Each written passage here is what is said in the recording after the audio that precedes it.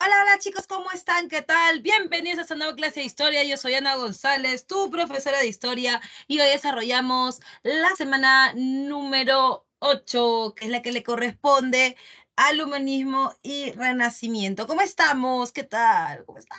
Activado. Activadazo. ¿Cómo estamos? Todos activados, es viernes, ha salido solcito, no me gusta mucho el sol, pero pues es lo que hay.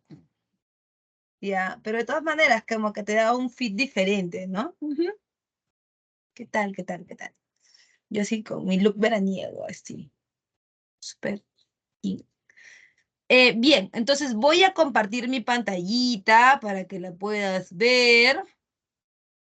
Espérame. Ujú.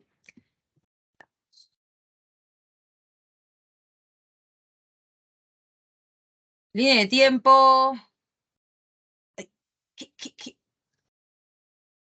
Te perdiste de un amor puro y sincero, se siente como el viento. Y,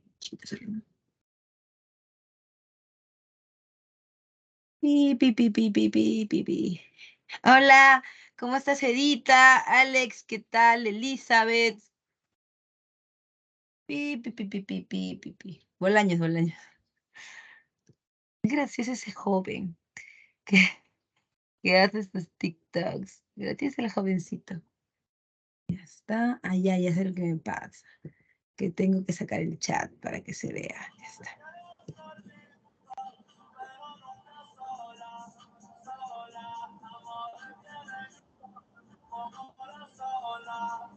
Ahí está. Uy, por ahí alguien está prendido de la música. Ya está. Muy bien. Estás viendo mi diapo, ¿no? Vamos, desde el humanismo hasta la formación del Estado moderno. Cuando hablamos del humanismo, debemos decir que el humanismo se diferencia del Renacimiento por dos cosas bien importantes que nunca debemos olvidar. La primera es que el humanismo es un proceso anterior al Renacimiento, o sea, es un siglo antes, ¿no? Y lo segundo es que el humanismo es la forma de pensar, el humanismo es la idea, el humanismo es la forma intelectual, mientras que el renacimiento es hacer realidad este pensamiento a través de obras de arte, de la ciencia, ¿no? De los inventos, ¿ya? Entonces el humanismo es la idea del pensamiento y el renacimiento es la realidad, lo que se hace con ese pensamiento. En cuanto a la definición, recordarás ahí está, un poquito más. Ahí está.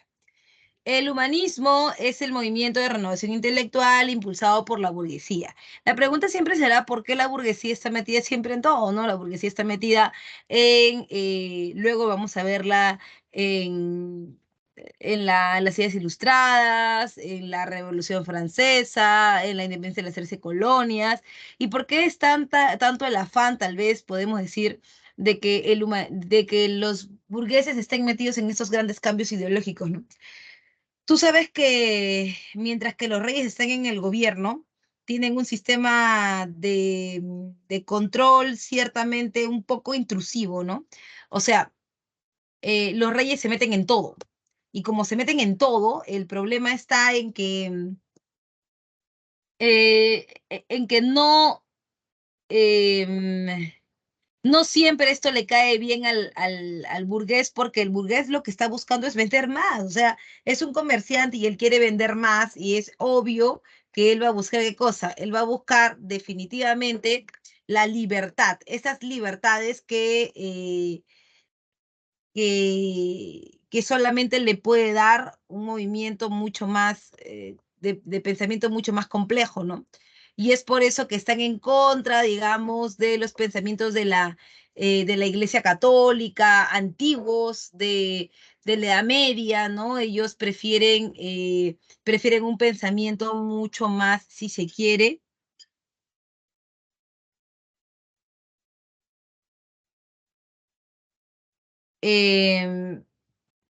Pero la idea entonces de forma global es que el burgués quiere libertad para poder vender más, más, más, más y crecer, ¿no?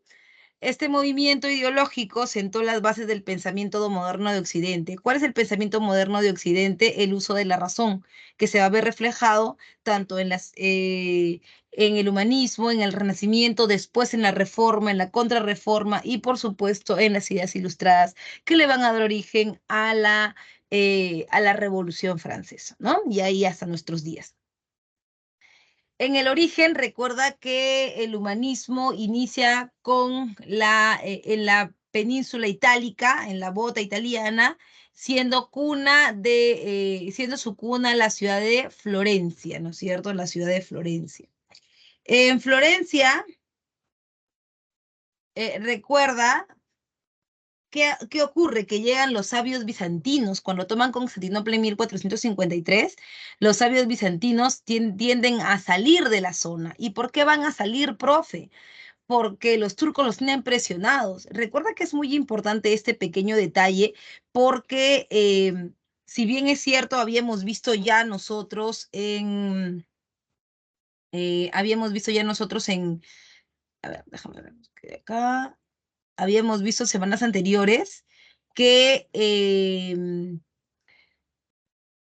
que la toma de Constantinopla, digamos que trastocó el pensamiento europeo en la medida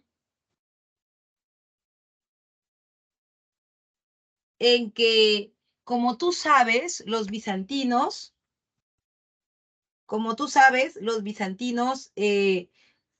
han tenido menos cambios, muchos menos cambios ideológicos que en otras partes del mundo. ¿Por qué? Porque el Imperio Bizantino duró 1000 años casi, ¿te acuerdas? Entonces, no es como en Occidente que vimos que hubieron invasiones bárbaras, después de las invasiones bárbaras tuvimos, tuvimos los reinos bárbaros, luego de los reinos bárbaros tuvimos el imperio carolingio, después que si el feudalismo, que si las cruzadas, que si el fin o la crisis del siglo XIV. Entonces, con todo eso, pues el tema está eh, en que digamos que hubo mucho movimiento en Occidente y realmente el pensamiento de los griegos y los romanos se perdió porque se vio trastocado, se vio mezclado, digamos, con todos estos movimientos nuevos que te estoy comentando y que inclusive los carolingios quisieron retomar. ¿Te acuerdas que ahí se desarrolló el famoso Renacimiento carolingio? Bueno, pues no pasó lo mismo en Occidente. Y en Occidente está prácticamente el conocimiento griego y romano puro. Y ese es el que van a traer a, a la península ibérica y va a generar el movimiento del humanismo y el renacimiento. ¿Ok? Muy bien, hasta ahí entonces. Y también tiene las causas. Uno es la prosperidad y la autonomía de las ciudades italianas.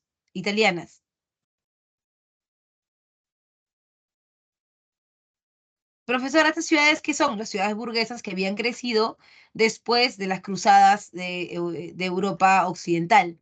Surgen grandes centros educativos como las universidades y academias que, ojo, ya existían, pero, pero durante la Edad Media eran controladas pues, por la Iglesia Católica y ellos decían lo que se hacía y lo que no se hacía, ¿no?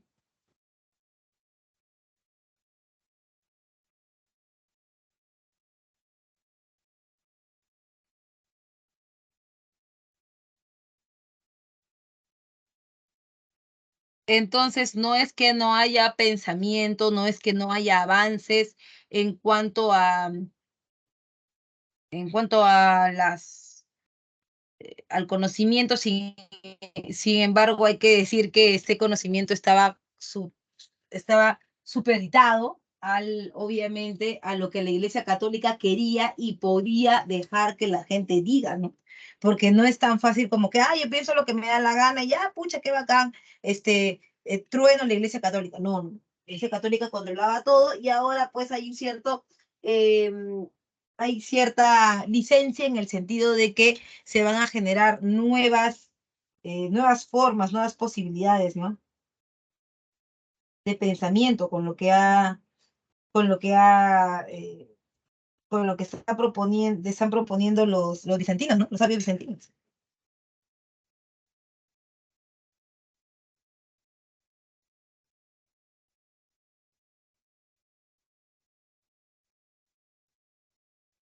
La invención de la imprenta. Recuerda que la imprenta no es algo nuevo, no es que no haya existido imprenta, sí existía la imprenta, pero era la imprenta china. Y la imprenta china,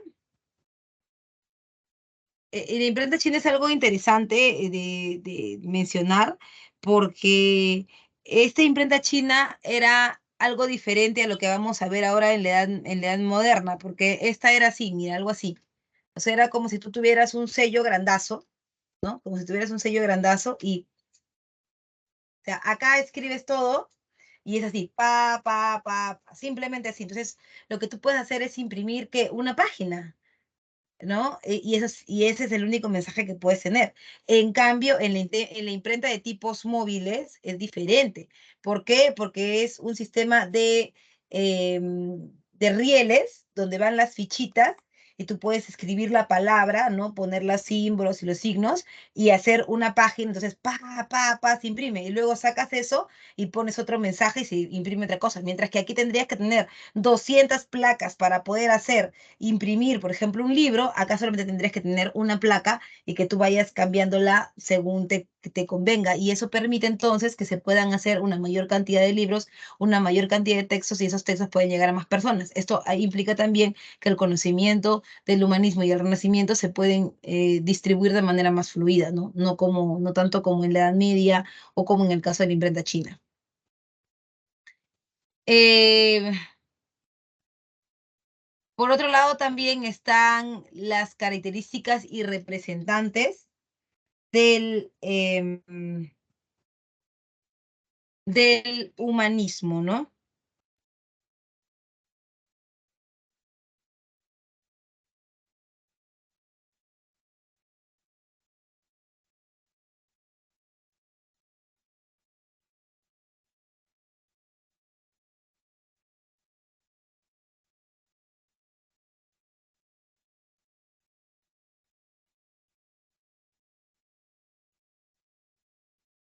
En el caso de las características está el famoso antropocentrismo, y el antropocentrismo es el que te propone que es el hombre el centro de todas las cosas. ¿Qué quiere decir? Que esa idea que tenías en la Edad Media, sí, de que Dios lo era todo, el principio y el fin de las cosas, ya no va a ser así. En la Edad Media, por ejemplo, todo dependía de Dios, que si tú te eras rico, que porque Dios te bendijo, que si tú eras pobre, que porque Dios se había castigado, ¿no? Y todo estaba supeditado a lo que la Iglesia Católica mandaba, ¿no? A lo que el mensaje de la Iglesia Católica decía. Y tenías obviamente que estar al tono de ellos porque si no algo malo te podía pasar. Y esa era la verdad. Así se jugaba en la Edad Media. Ahora, en la Edad Moderna ya no, porque en la Edad Moderna depende mucho de cómo seas tú, de cuáles hayan sido tus actos para que exista una causa y o consecuencia de lo que te está pasando en este momento. Entonces, el hombre es ahora si quieres, el obrero de su propio destino, ya no Dios, ¿no? Y además, también esto está alimentado por el pensamiento greco-romano o greco-latino. ¿Cómo así, profe? Explíqueme, por favor, esa parte ya no entendí, me perdí. Mira, tú sabes que los griegos consideraban que el estudio del hombre como un ser integral era lo más importante porque lo importante era conocer cómo era el hombre, conocerlo, ¿no? Entonces, en ese sentido, em, es que el hombre, ¿no? Es que el hombre estaba visto desde todos los ángulos. Es más, comparado incluso con los dioses, ¿no? Profe, ¿cómo que comparado con los? Por supuesto que comparado con los dioses, porque si tú te das cuenta, mientras que en la Iglesia Católica, Dios, o sea, éramos supuestamente hechos a imagen y semejanza de Dios y tanta cosa, nosotros no teníamos la cara de Dios y no podíamos estar seguros de eso, porque nunca lo habíamos visto. En cambio, en el caso eh, en el caso de los griegos es diferente. Profe, ¿por qué es diferente en el caso de los griegos? Es diferente porque los griegos tenían una imagen humana de los dioses. ¿No te acuerdas de Zeus, ¿no? De Atenea? Eran lo más humano posible. Y no solamente su físico, ¿ah? Sino también, como ya habíamos hablado en la semana número 5, eran ellos mismos, ¿no? Que sufrían, que mentían, que engañaban, amaban, odiaban, tenían egoísmo, se reproducían entre ellos. ¿Qué más humano que eso quiere ver?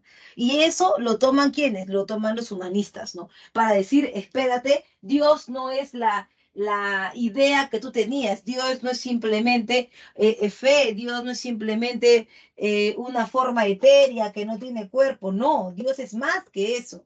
¿Qué es Dios? Dios es eso. Dios es una imagen, tienes que poderlo ver, que poderlo sentir, porque la razón, que es lo que vas a usar ahora, ya no vas a usar la fe, sino la razón dice eso. Pienso, luego existo, ¿sí o no? Primero lo que tienes que hacer es conocer el fenómeno y después recién entenderlo, no al revés. No sentir, creer, no, para nada, ¿ok? Por otro lado, también recuerda, está el pensamiento laico. La Iglesia Católica había dominado por muchísimo tiempo había gobernado, sí, había gobernado junto al rey, eh, había gobernado junto al rey a la gente, ¿no? Y había movido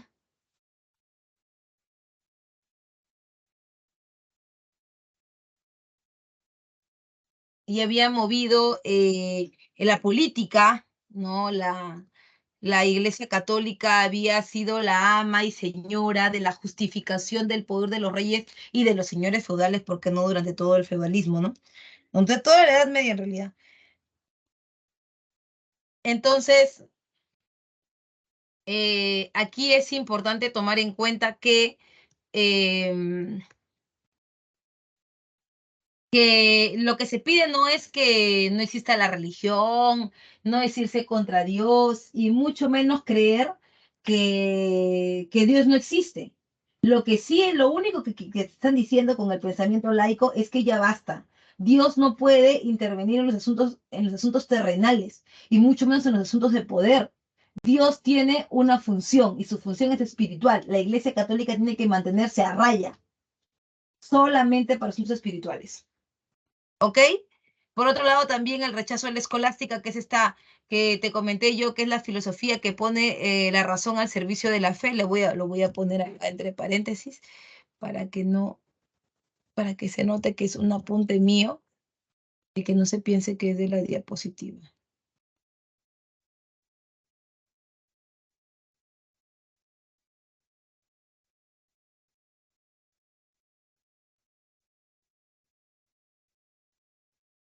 Ay, no, soy muy mala con esto.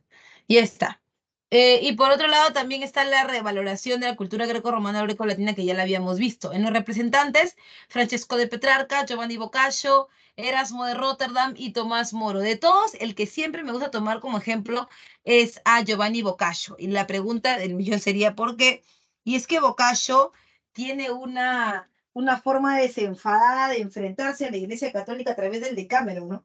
Que el Decameron es una denuncia pública que Boccaccio hace a la Iglesia Católica. O sea, en realidad la gente sabía perfectamente, o sea, lo que hacía la Iglesia Católica era un secreto a voces, que eran lo menos cercanos a la santidad posible, que eran lo menos cercanos a la perfección posible, pero que ellos se vendían como que, wow, somos los más perfectos, somos los que Dios ha elegido y tantas cosas, ¿no? Y aunque la gente lo sabía, como que tampoco podían decir mucho, ni podían hacer mucho, pues, ¿no? Porque Al final los que tenían todavía la batuta eran pues era la Iglesia Católica. Entonces, Giovanni Boccaccio crea un mundo paralelo, ¿no? Supuestamente un mundo en su mente, ¿no? En que se desarrolla la historia dentro de un convento, y en el convento hay curas que fornican, monjas que abortan, curas que beben con las monjas, ¿no? Y se despliega todo un ramillete de acciones que son las más mundanas posibles, ¿no? Sin embargo, cuando la Iglesia Católica se entera de esto, pone el grito en el cielo y no lo podía creer, ¿no? O sea, ¿te imaginas tú eso? ¿Te imaginas eso? ¿No? La Iglesia Católica dando el grito del cielo y diciendo, Giovanni, ¿cómo es posible que hagas estas cosas, que mientas vilmente frente a la Iglesia Católica? No, y Giovanni Boccaccio, ¿qué? ¿Perdón? Disculpa. ¿De qué estamos hablando?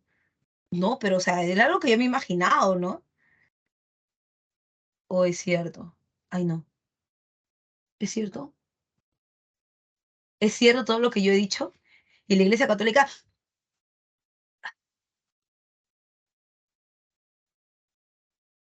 ya no hay posibilidad de quitarle de la cabeza a la gente, o sea, de quitarle de la cabeza de la gente esto.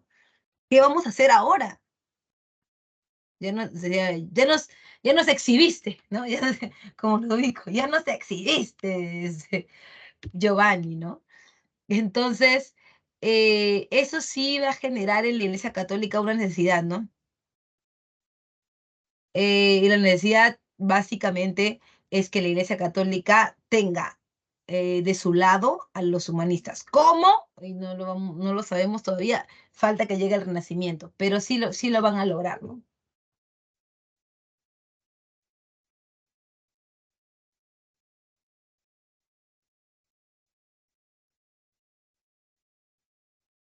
Ahora bien, por otro lado, también recuerda, está el Renacimiento. El Renacimiento es el movimiento de renovación cultural que surgió en Italia y se desarrolló en Europa Occidental, abarcando principalmente, dice, a las artes plásticas como la pintura, la escultura, también las ciencias, por supuesto, y los inventos nuevos, ¿no? El Renacimiento es poner en práctica las ideas del humanismo y dejar atrás esta forma de la Edad Media, ¿no? En donde nadie podía decir nada nuevo, todo tenía que pasar por la Iglesia Católica, no, esto ya no, ya, ¿no?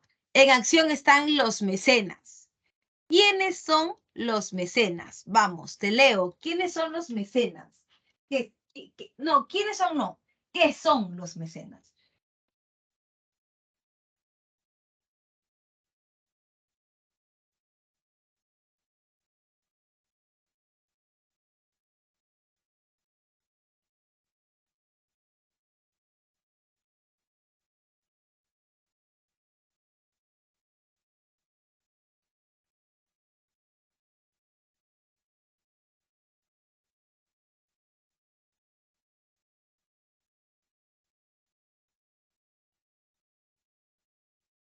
Los mecenas son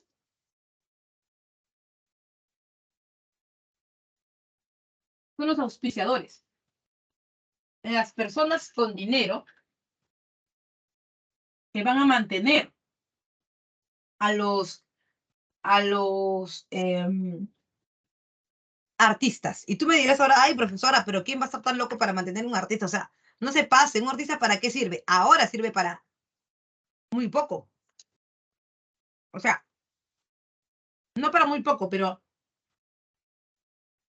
como que es prescindible, ¿no? O sea, si tú quieres, tienes un artista en tu vida, y si no, no, porque, o sea, no vas a morir por eso. Pero en esta época es diferente.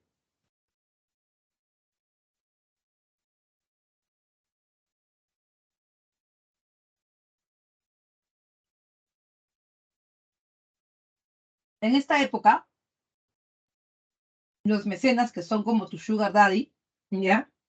Los mecenas son aquellas personas que tienen algún interés en hacerse conocidos, algún interés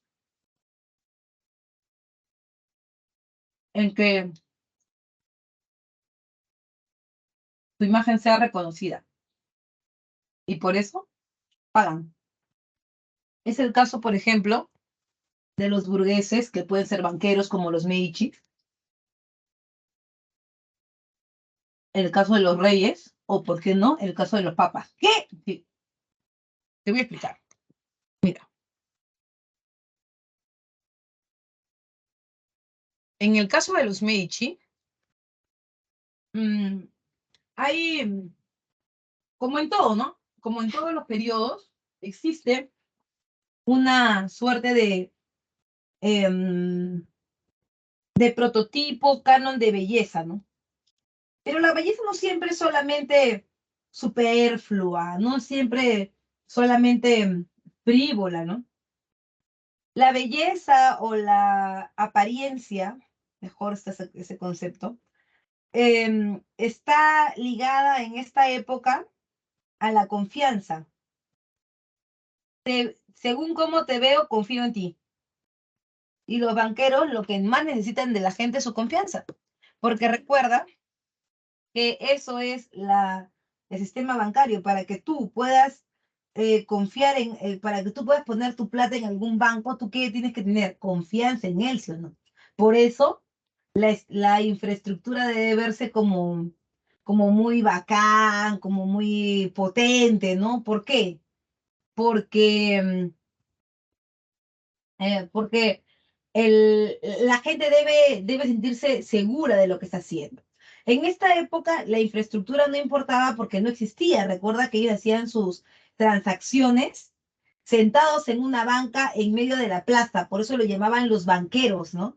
Entonces ellos hacían sus transacciones y todo bacán, pero, pero había algo que la gente siempre miraba en ellos, ¿no? Que el que va a trabajar con plata, el que va a hacer los intercambios, no puede ser cualquier muerto de hambre, pues. Porque si así fuera, se puede robar mis super ahorros de 10 lucas que tengo, que espero den jugosos frutos, jugosos intereses, ¿no? Entonces, viendo esto, los banqueros decidieron invertir su dinero, ¿no? Y hacer uso de los de los artistas. Profe, o sea que les van a mejorar la cara, claro, porque, por ejemplo, la gente no confiaría su dinero en alguien marroncito para la época. ¿Por qué? Porque su piel tostada sería indicador de que era trabajador del campo, ¿no? Y él, ¿cómo podría hacer el juego comercial, ¿no? Bancario. Tampoco alguien que sea calvo, pequeño de estatura, que eran características que muy comunes entre la gente del pueblo. Y como tú sabes, los burgueses eran así. ¿Y por qué eran así? Porque los burgueses eran del pueblo. Solamente que eran como el hijo del rey del choclo, del rey de la palta fuerte, ¿no? O sea, con dinero. No así los nobles que tenían otra fisionomía y otra forma de ser, ¿no? Entonces era mejor que te pongan filtro belleza 100. Y es por eso que los banqueros pagaban, pues, ¿no? Le pagaban a Leonardo, y Leonardo da Vinci podía hacer, o Michelangelo, podían hacer una estatua a caballo, ¿no? Tamaño natural de 1,70 m, cuando tú medías 1,50 m, ¿ya? De Lorenzo de Medici, de los Sforza, con una blonda cabellera, la nariz respingada, blanco, ¿no? O sea, que se vean, no que estaba pintado, sino que se vean facciones de alguien blanco, ¿no? O sea, para la realidad me refiero, ¿no? Porque todos son blancos ahí, obviamente, ¿no? Pero todo eso implica un costo y ellos lo cubrían. Profe, y en el caso del rey, bueno, en el caso del rey tú sabes que él siempre ha existido, pero el tema era que siempre estaba tapado por quién. Siempre estaba tapado por los señores feudales y prácticamente la gente no lo conocía. Por eso el rey necesitaba invertir en eso. ¿Por qué necesitaba invertir? Porque la gente lo tenía que conocer y para eso podían poner bustos, cuadros de él por todos lados, ¿no? Y eso lo hacía quién, el artista, ¿no? El artista. Profe, entiendo lo del rey, que era para que no la gente lo reconociera y demás, pero ahora sí, acá la agarro. ¿Y el Papa? Se supone que el Papa lo odia al renacentista, sobre todo porque él pues se ha encargado de romper la idea de un Dios que básicamente em, era el centro de todo, ¿no?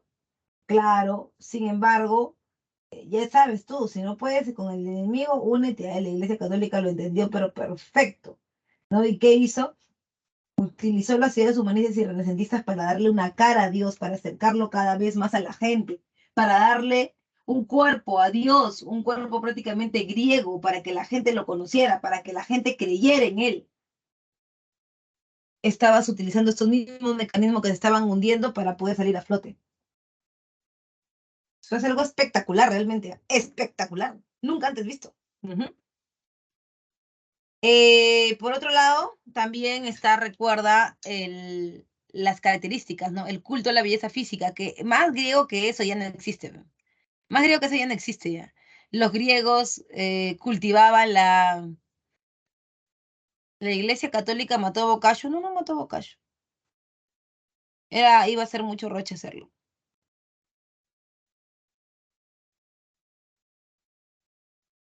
Ay, Maratón Académica Ciencias. Ah, ya. Em, ya. Entonces, en este caso, esto es también una característica muy griega, ¿no? Muy griega, la del culto a la belleza física, pero esa belleza física del hombre, ¿ah? Porque las mujeres, como tú sabes, no eran tomadas en cuenta, pues, ¿no? Las mujeres eran simplemente un útero que reproducía y que tenía un objetivo, ¿no? Ese objetivo era mantener la tasa demográfica eh, relativamente equilibrada, ¿no? Mientras que se pudiera. Entonces, la belleza física del hombre es una belleza muy, muy, muy de Zeus, ¿no? Algo así. Y la física de la mujer, profe, bueno, la belleza física de la mujer o el prototipo que se aceptaba de la mujer era un prototipo regordete, ¿no?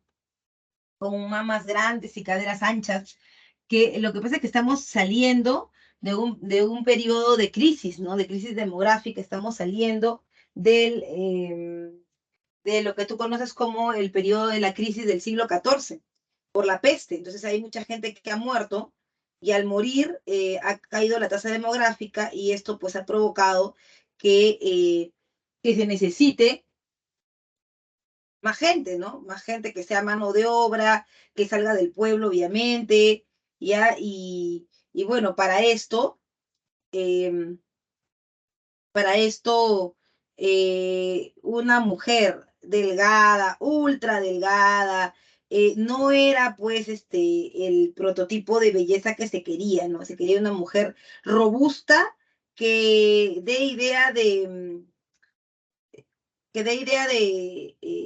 si se quiere, de fertilidad, ¿no? De fertilidad. Que te diga, te voy a asegurar que eh, que te puedo dar hijos, ¿no? Para una mano de obra, para equilibrar lo que has perdido. Y es por eso que están las Venus del Renacimiento, que se parecen mucho a las del Paleolítico, ¿no? Pero esta vez blancas, sin un diván, eran las mujeres, el prototipo de belleza femenina que todo el mundo buscaba, ¿no? También hay una integración de lo profano y lo religioso, como por ejemplo el caso de las Madonas, ¿no? El caso de las Madonas o las vírgenes, que como la Virgen de la Leche, por ejemplo, es la imagen de una virgen con una ropa en movimiento. Está hecha en mármol, pero su ropa parece que tú podrías decir que es de seda, que es de gasa, porque como que se mueve con el aire. Existe ese movimiento que no existía en la Edad Media. Y además deja ver parte de su humanidad que obviamente todo el mundo lo pasaba por encima en la Edad Media y deja su cuerpo humano descubierto, una mama al aire, alimentando al niño, ¿no? El niño cogiendo la mama y con y con la cara mirando a la Virgen con los labios entreabiertos, mirando al niño, entonces es lo más profano que existe porque es del mundo, ¿no? Pero es una imagen religiosa. O sea, estás humanizando cada vez más a la Virgen, a los santos, a la Iglesia Católica, acercándola más cada vez a la idea del humanismo y el renacimiento. Y la renovación científica, por supuesto, ¿no?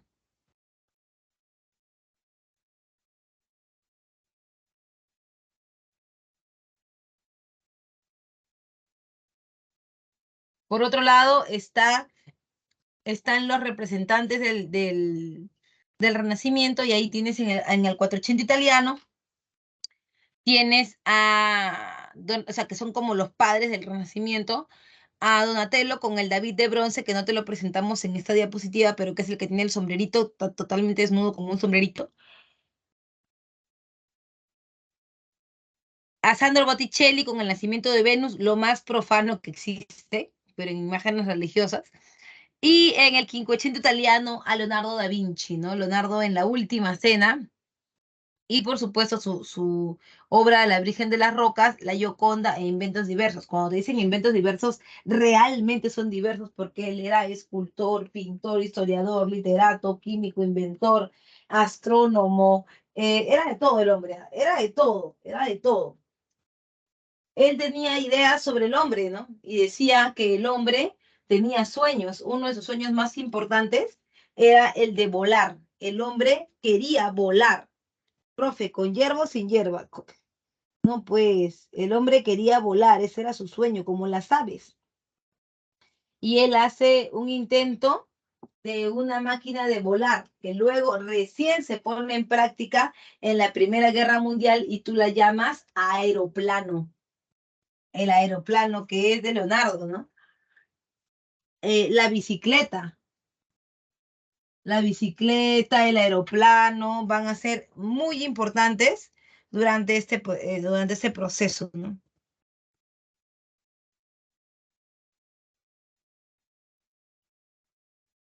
Por otro lado, también tienes al famoso Rafael Sanzio con la Escuela de Atenas y diversas pinturas de las vírgenes o Madonas, ¿no? Que es de la que se estaba hablando al principio.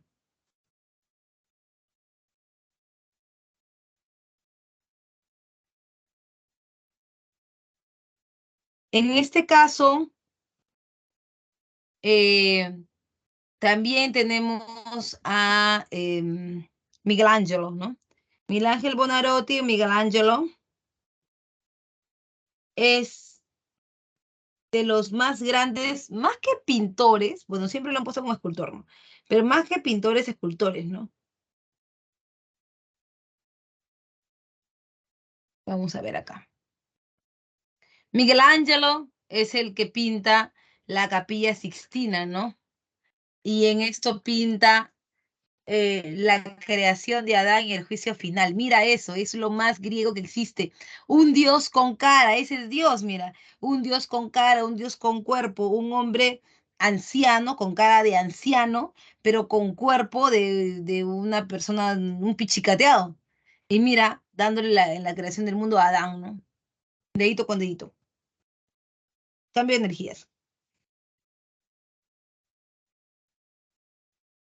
Además, está el redescubrimiento de las proporciones matemáticas. Habíamos hablado un poco cuando vimos Grecia acerca del canon de las siete cabezas, ¿no? Y dijimos que para los griegos el concepto de belleza se remontaba a la estética, ¿no?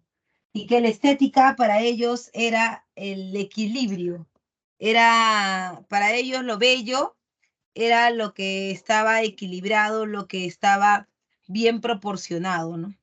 Entonces, en base a eso,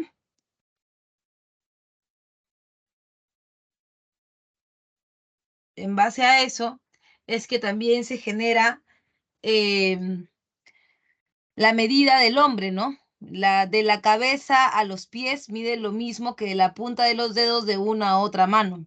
El cuerpo mide 4 codos de la punta de la mano hasta el codo y el pie es la séptima parte del hombre. O sea que si tú te divides tu altura entre, entre 7, entonces te debe dar la medida de tu pie, ¿no? De la planta de tu pie. Ujú. ¿Hasta ahí todo bien? ¿Hay alguna duda, alguna pregunta, algo que no se haya entendido? ¿Todo bien, Chi? ¿Todo Gucci? ¿Tenemos alguna consulta o nada? Mira que siempre hay que hacer estos pares para poder, de repente algún alumno tiene una duda. Siempre es importante.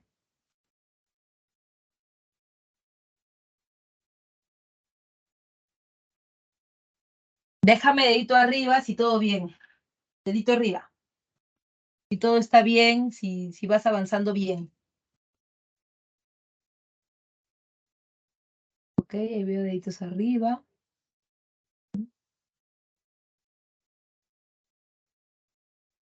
Bien, parece que va muy bien.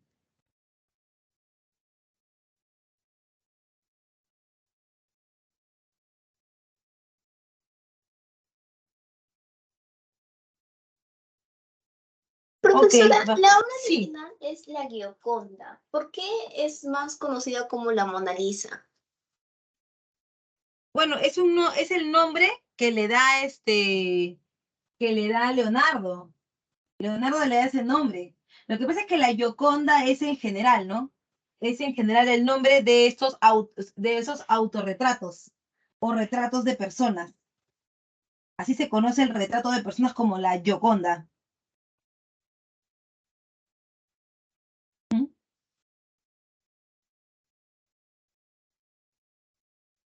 Ok, Es profesora, más, gracias. sí, es más, ¿sabes por qué se conoce los retratos, a todos los retratos como la Gioconda? Porque expresa expresa o deja ver la expresión de la persona, ¿no? La Gioconda significa la contenta y deja ver la expresión de la persona. Pero la Mona Lisa es lo mismo en relación a que para los italianos significa como mujer, ¿no? Ujú.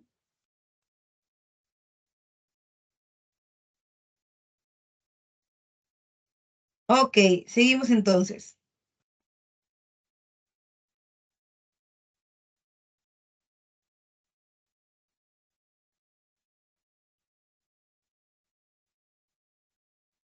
Es una forma diferente de decir señora, ¿no? Mujer, señora, y la palabra Lisa, ¿no? Mona Lisa. Seguimos avanzando. Ya. Ahora vamos con la reforma protestante. ¡Oh! ¡Oh! La reforma.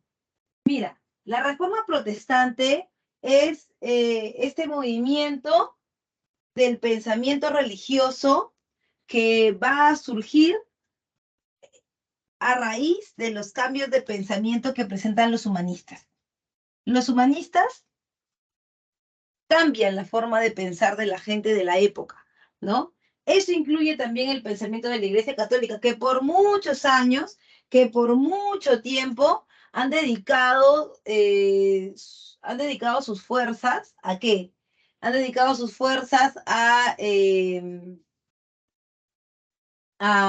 si se quiere, defender las ideas escolásticas de Dios. Escúchame, los reformistas no están en contra, no están en contra de Dios, tampoco están en contra de la iglesia, de la fe. Los reformistas, si se quiere, están en contra del sistema eclesiástico, que es la estructura de la iglesia católica. En contra de eso están, de su sistema administrativo, de cómo llevan las cosas, no tanto en contra de la religión, ¿ah? Por si acaso, porque para ellos, es más, las reformas, las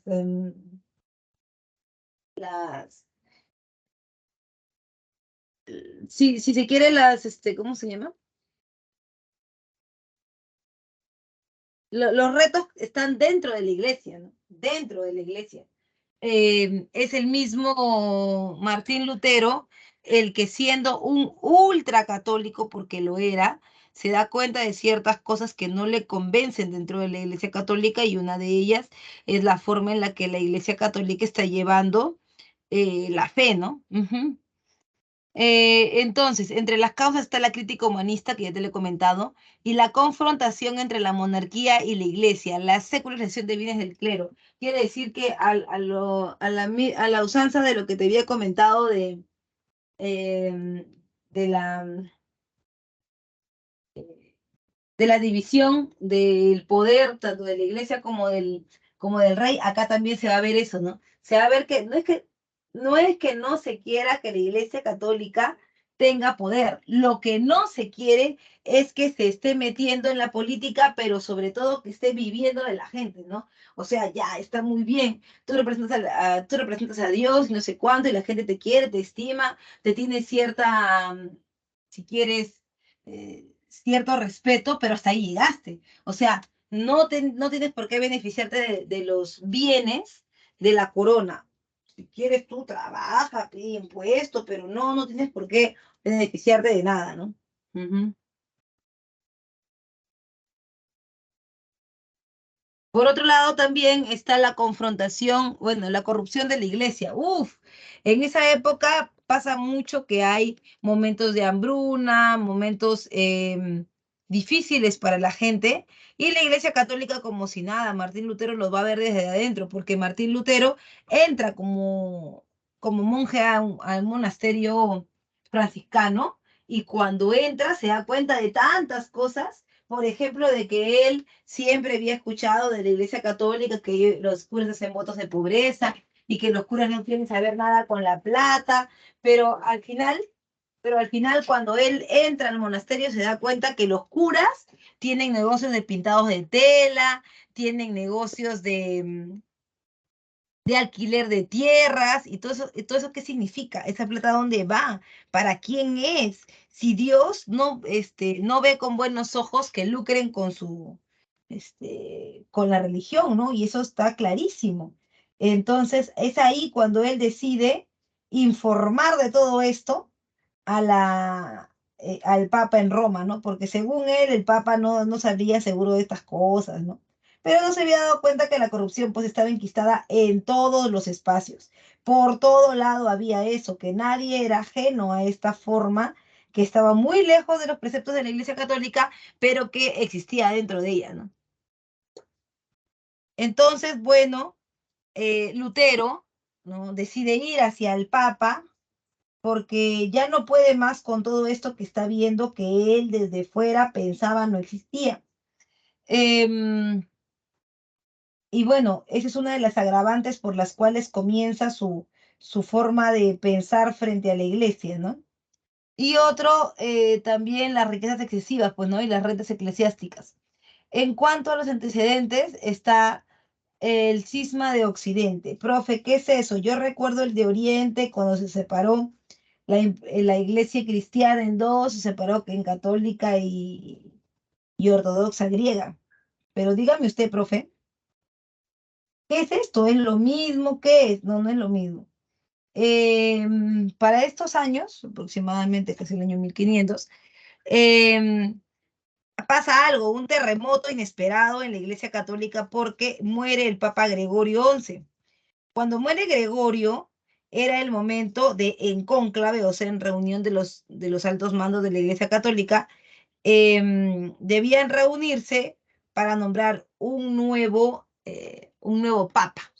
Pero también los que participan ahí no solamente la Iglesia Católica, sino también los príncipes europeos de aquella época, ¿no? Los príncipes europeos son tanto de Europa Occidental como de Europa Oriental, y para eso están, aparte de los españoles, los italianos, ¿no? Están también los franceses y sobre todo los alemanes, ¿no? Quienes básicamente, sobre todo los alemanes, se oponían directamente a que el Papa sea alguien elegido de Roma,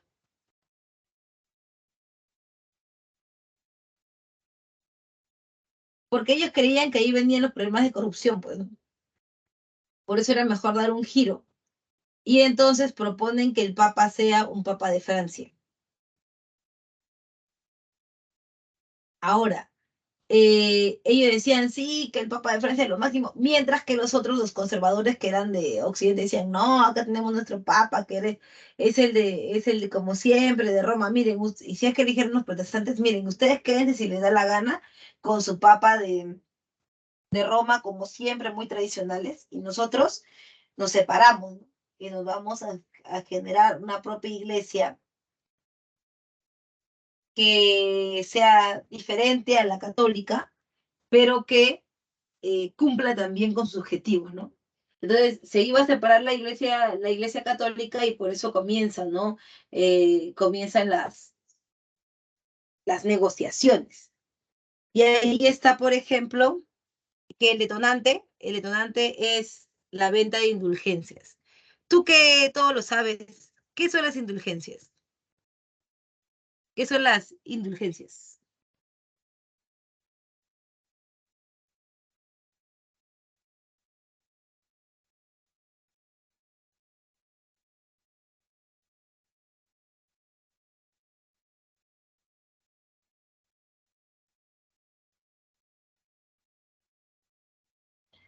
Las indulgencias eran como algo que lo vendía, es decir, la iglesia lo vendía para que tú fueras perdonado tus pecados.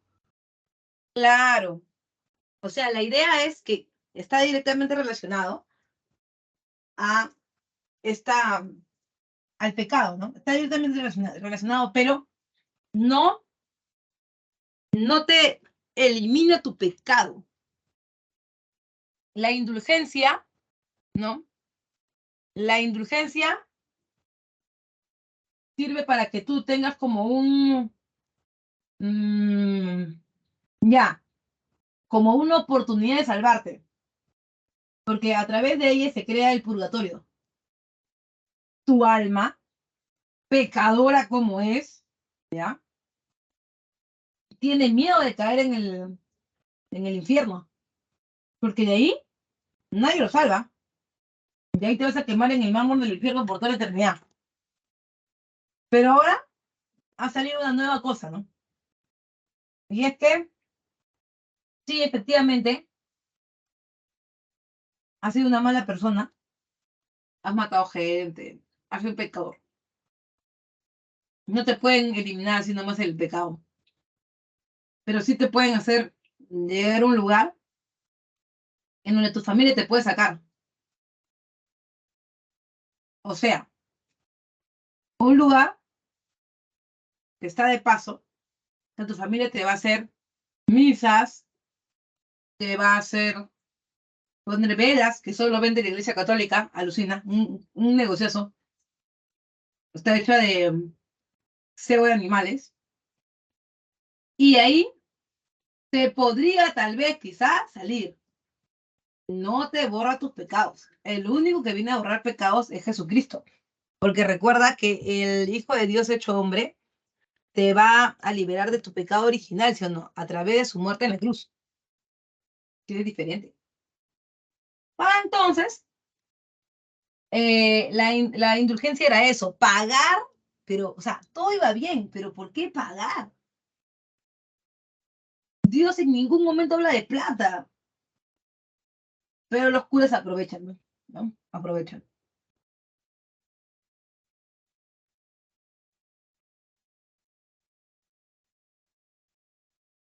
Eh, las indulgencias, pago. Ya. En cuanto a Lutero, ¿no? Lutero tiene su obra llamada Las 95 tesis contra las indulgencias. Y en cuanto a los fundamentos, Lutero propone que la fe debe ser la única fuente de salvación. No la indulgencia, no tu pago, no tu plata, no tus velas. Solo la fe salvará al hombre. Y después tienes a la Biblia como única fuente de fe. Quiere decir que no es el cura que te va a confesar, ¿no? El que es el que controla la fe, no. Lo que dice el cura está bien, pero lo que dice la Biblia está mejor. Así que la idea sería que la Biblia ya no esté en latín, pues, sino que Todos pueden leerla y para todos puedan leerla deben o se debe traducir la Biblia a los idiomas nativos, ¿sí o no? A los idiomas nativos. Se rechaza el culto de las vírgenes y los santos. ¿Por qué crees que se rechaza ese culto? Vamos, piénsala. Se rechaza, dice, el culto de la Virgen y los santos. ¿Qué crees que haya pasado ahí?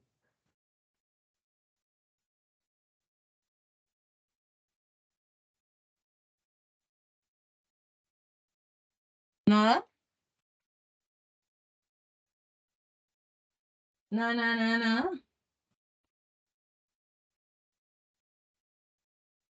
A ver, show me.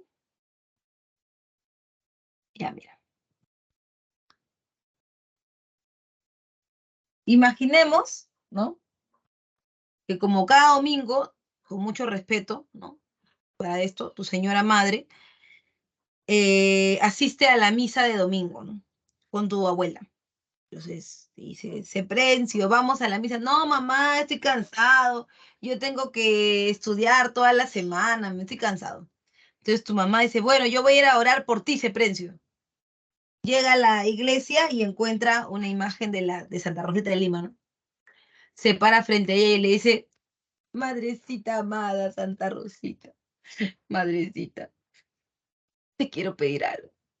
Apoya mi Seprencio, ayúdamelo, madrecita, lo dejo en tus manos. Tantos ciclos postulando y sin poder ingresar, madrecita. Pero yo te prometo, Santa Rosita, que mi Seprencio ya no va a fumar esas cochinadas que fumaba, madrecita. Ya no. Mi Seprencio, Esto fue. con esa plata, con esa plata te va a dar tu limosna, madrecita. Él va a cambiar, pero apóyamelo, por favor. Qué está haciendo tu señora madre con el respeto que se merece, no? ¿Qué está haciendo tu señora madre? Sí dice. ¿Qué está haciendo tu señora madre? Está utilizando a los santos, en este caso Santa Rosa de Lima, como un medio para llegar a Dios, como intermediarios, pero ya sabes que Lutero no quiere intermediarios, a él no le gustan las jerarquías, él quiere de frente, Wi-Fi con Dios. Entonces, la Iglesia Católica los utiliza, ¿no? Los utiliza estas imágenes para tener relación directa con Dios, ¿ya? Entonces es por eso que ellos no aceptan esto, no aceptan, debe ser de frente. Si solamente la fe salvará al hombre, tú puedes hablar directamente con Dios y pedirle a Dios directamente, Wi-Fi con Dios, uno solo, no tienes por qué pasar por otra, en este caso por el santo, ¿no? Y también está la eliminación del celibato sacerdotal. ¿Qué es el celibato? Esta idea por la cual los curas, como son tan cercanos a Dios, las monjas, como son casi divinos, son seres casi iluminados, entonces ellos no deben tener deseos sexuales, pues, porque eso es mundano. Ellos no lo deben tener, por eso no deben tener hijos, tampoco deben tener pareja, ¿no? Nada de esas cosas, porque eso es inferiorizarlos.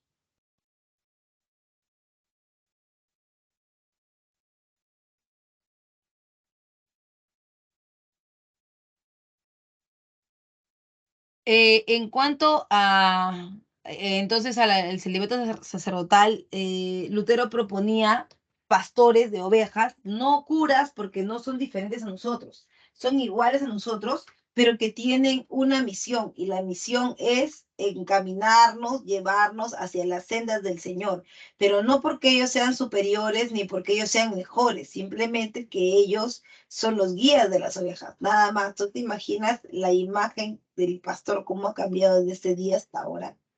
Es muy, muy, muy, muy diferente, ¿no? O sea, ahora,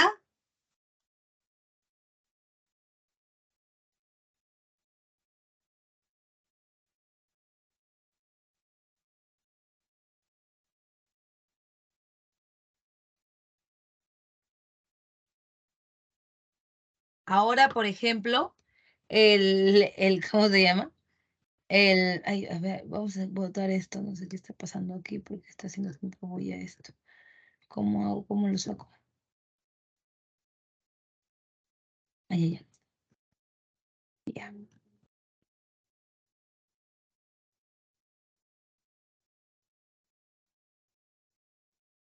Yo no quería ingresar y no puedo.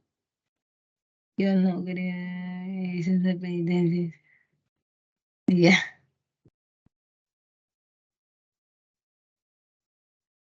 Entonces, que la imagen del pastor que tenía Lutero a la aquella hora pues, se cambió un montón, ¿sí o no? Porque la que tenía Lutero era, no, ellos simplemente son pastores ¿no? Son pastores de las ovejas, son los líderes y podían tener familia, a diferencia de los curas, ellos podían tener familia, porque ¿a quién quieres engañar? A Dios jamás lo vas a engañar, porque Dios sabe perfectamente que tienes pensamientos pecaminosos, cochinos, que tienes pensamientos mundanos y eres un cura. A él no le puedes engañar. Por eso es que él dice, es que lo que pasa es que esos pensamientos son inherentes al ser humano. Están ahí siempre, ¿no? Entonces es en vano querer quitarlos, ¿no? En vano querer quitarlos.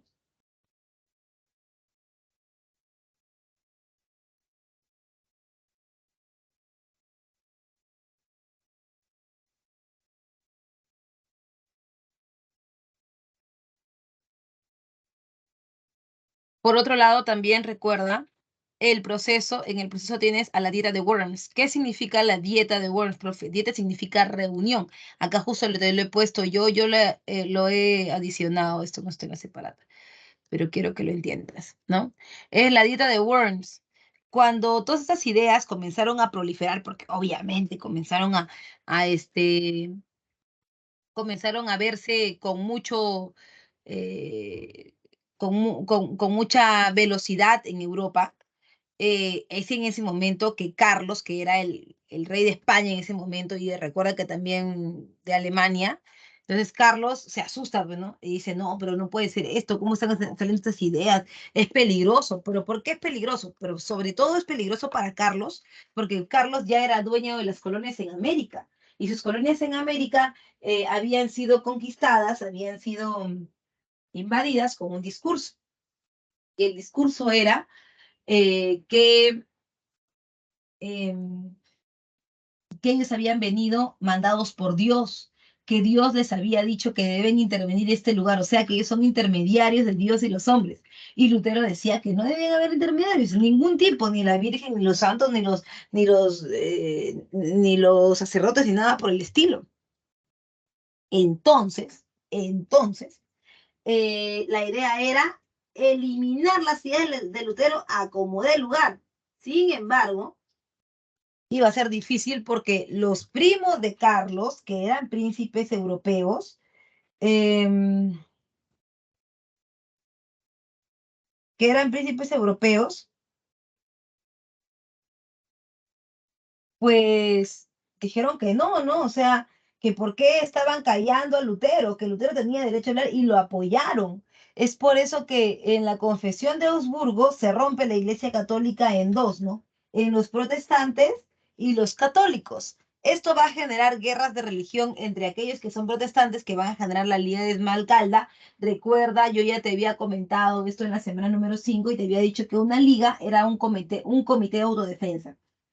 Entonces, la Liga de Esmalcalda, ¿no? La Liga de Esmalcalda era de los protestantes y la Liga de Nuremberg era de los católicos que se van a enfrentar para ver quién es el que tiene la razón. Pero en medio de todo esto se lleva a cabo la paz de Augsburgo. La paz de Augsburgo, ¿no? En la paz de Augsburgo es una paz religiosa donde los príncipes eligen su religión en sus propios estados. Es decir, ya no va a ser, ya como no pudo Carlos contra ellos, porque sí eran bastantes, ¿no? Entonces Carlos dijo, ya, bueno, como no se puede, entonces lo que vamos a hacer es que a ustedes les vamos a permitir que tengan sus iglesias nacionales y que ustedes hagan lo que quieran, ya hagan lo que quieran, pero por favor no se metan con nosotros, ¿no? y ahí entonces se generan las iglesias nacionales, de las cuales después vamos a ver a la primera, la más importante, que es la iglesia anglicana de Enrique VIII.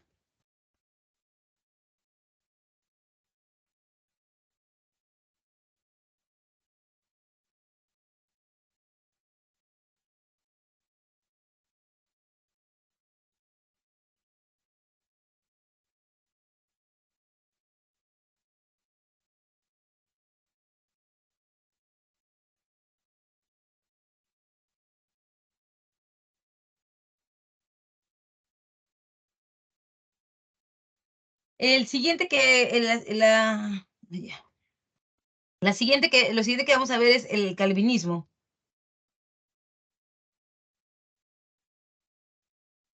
El calvinismo en Ginebra, Suiza, es esta propuesta de Juan Calvino, en donde lo más importante es la predestinación divina. ¿Qué es la predestinación divina? Es la salvación de un grupo preelegido. Quiere decir que hay un grupo de personas que ya está salvo ya. Son 144.000 en número. Y ellos están salvos, ya no tienen que hacer nada, ellos ya han venido así predestinados. Entonces, profe, porlas pues, ya no quiero ya seguir el calvinismo, profe, porque, o sea, ¿yo qué hago ahí metido con los preceptos del calvinismo si a las finales no me voy a salvar, profe? Me voy a ir al mármol del infierno. No, joven, espera, pueden haber repechajes. O sea que hay gente que de repente se porta mal, peca y ya va a salir de la lista. Y ahí entras tú, calentando. Ahí entras tú. ¿Ya?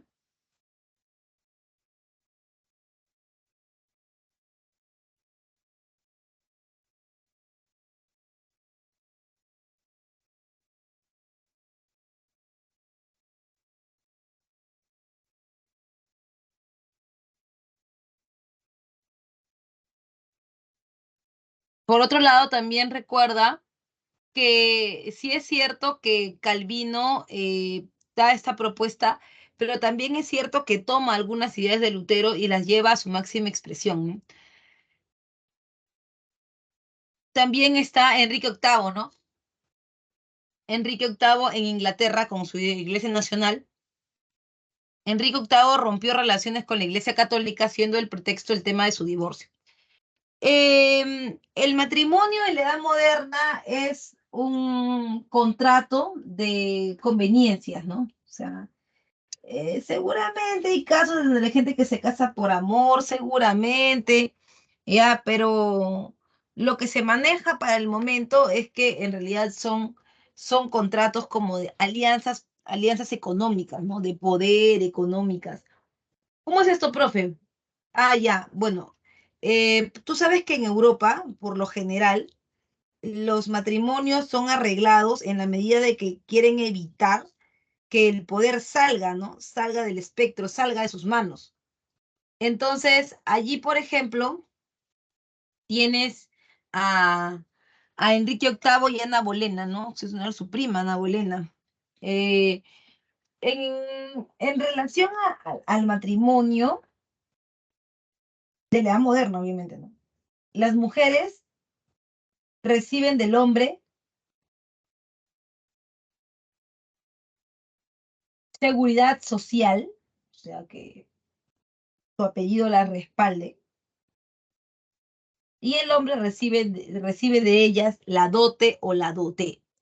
¿Qué es la dote? La dote es el regalo, si así lo quieres, del padre hacia su hija en el momento del matrimonio.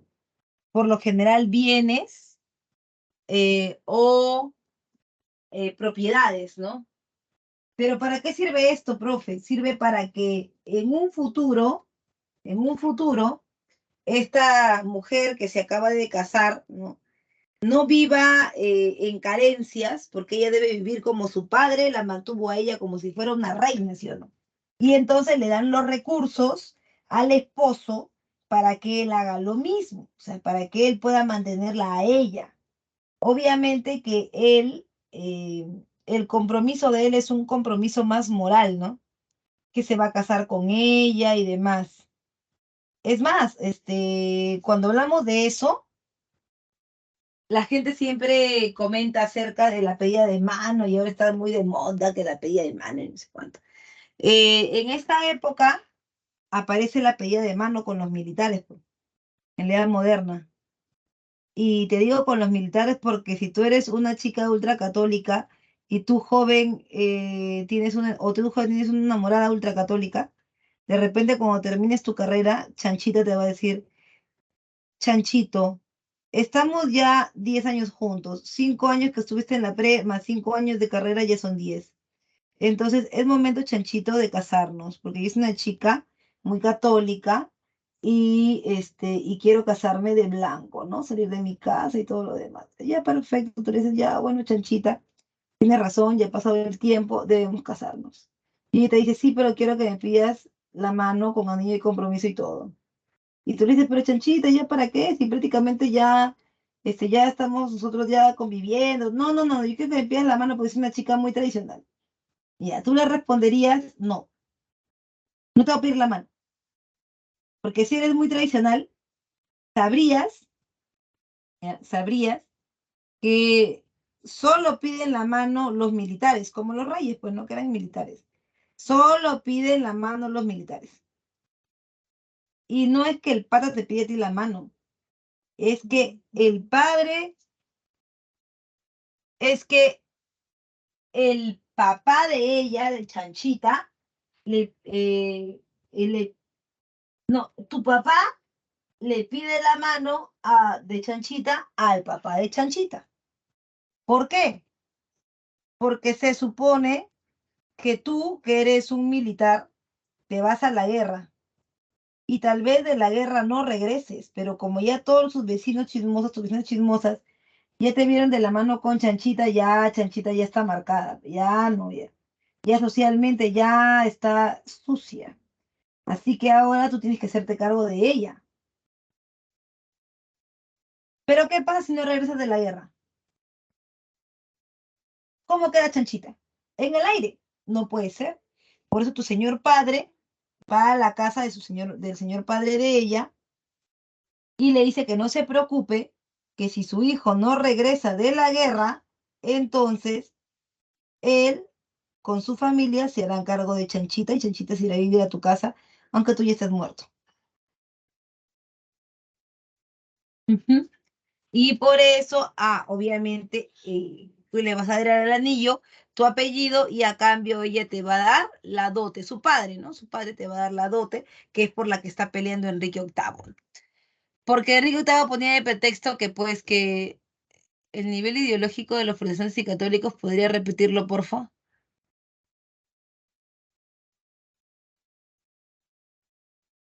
Ah, ya, pregunta Damaris si era franciscano o agustino. Era franciscano. La diferencia entre los dos, entre franciscano y agustino, son que son diferentes órdenes religiosas. Existen por lo menos 4 importantes para el caso del Perú, ¿no? Que vienen de España, obviamente, de Europa, ¿no? Franciscanos, agustinos, mercedarios, dominicos y jesuitas, ¿no? Cada uno es una orden religiosa diferente y él es franciscano, ¿no? Ahora, los del hábito marrón, ¿no? Yo creo que hay una imagen de él, creo que sí. Bueno, acá se ve así como oscuro nada más, ¿no? Pero es el hábito marrón que siempre utiliza. Por ahí creo que ahí está, se ve oscuro. Entonces, si me preguntó, algo, otra cosa me preguntaron por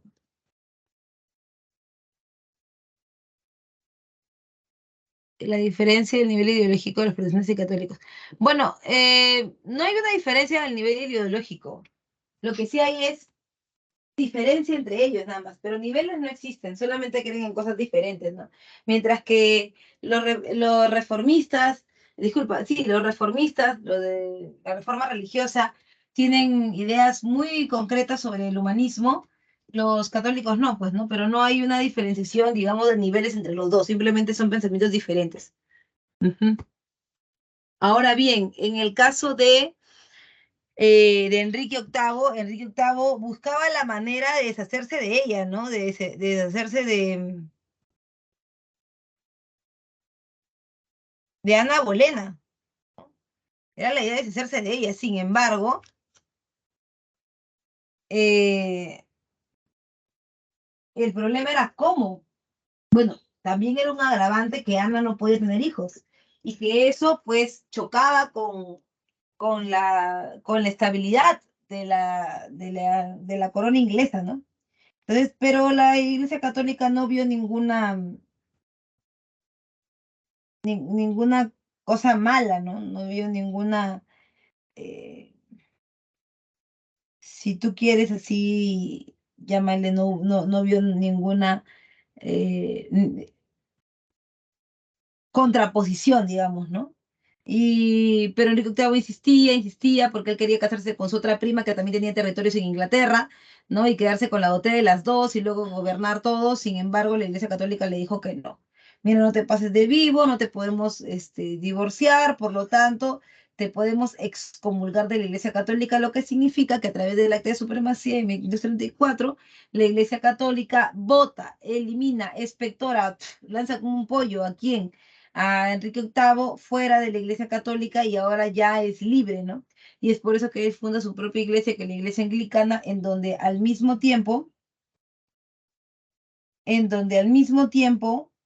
eh, el gobernante es también el jefe de la iglesia, ¿no? Al mismo tiempo. Ujú.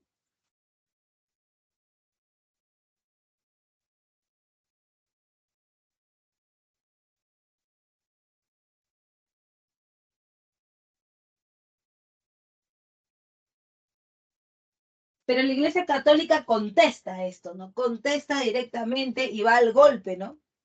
Y esto es la contrarreforma religiosa. Es la respuesta de la Iglesia Católica ante las ideas de quién, ante las ideas de los reformistas. Y obviamente van a ser apoyados por la corona española, ¿no? Es el movimiento de autocorrección y renovación de la Iglesia Católica para detener la expansión del protestantismo, ¿no? O sea, la idea es, como te comentaba en algún momento, la idea es que no lleguen estos pensamientos a América, sobre todo a América, porque en Europa, bueno, la cosa es un poco más manejable, ¿no? La gente ya piensa, lee, escucha, pero el problema con América es que en América, ¿no? Se ha llegado con una justificación, se ha llegado eh, con una propuesta diferente, ¿no? Se ha dicho que Dios nos ha enviado porque somos una de las 12 tribus de Israel que ha perdido el camino, ¿no? Que difícilmente puede encaminarse si no son ellos, mandados por Dios, la evangelización y el bautismo, salvarnos del pecado. Entonces, por eso es que la gente ha asumido esta carga ideológica aquí en América.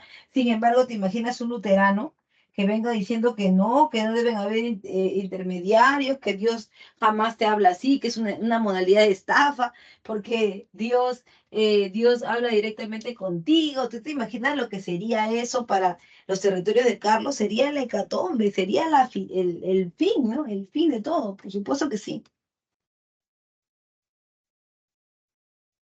Entonces,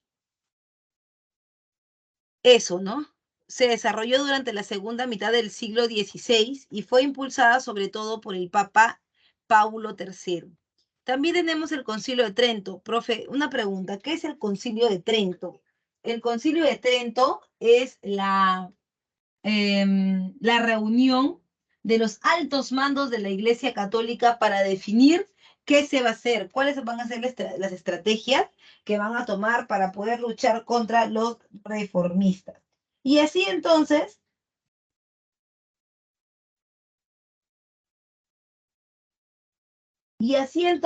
es que el objetivo es reorganizar la iglesia y reforzar las bases doctrinarias, ¿no? En acuerdos y medidas se crea el índex. El índex es la lista de libros prohibidos, la lista de libros que la Iglesia Católica no quiere que la gente lea y que no quiere que caiga siquiera en manos de la gente. ¿Por qué? Porque pueden abrirle la mente a todo el mundo.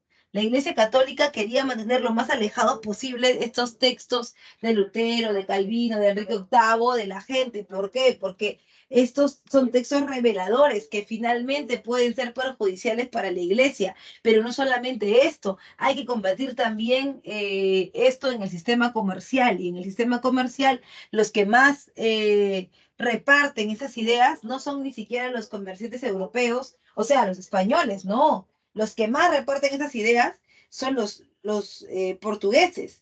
Los portugueses, son grandes navegantes, reparten estas ideas, ¿no? Por otro lado, también recuerda, está la reafirmación de los 7 sacramentos, el culto a la Virgen y a los santos, entre otros. Eso quiere decir que esta idea de que ellos son intermediarios, ¿no? Esa idea para los católicos no existe. No es que sean intermediarios, sino que son parte del sistema, ¿no? Y que si tú le quieres rezar a la Virgen, no sé cuánto, que la Virgen tiene muchos nombres, ya puedes hacerlo. ¿Por qué? Porque la forma es una forma de llegar a Dios y eso para ellos no es malo, ¿no? Y luego su otro instrumento, el otro instrumento es la creación de la Compañía de Jesús.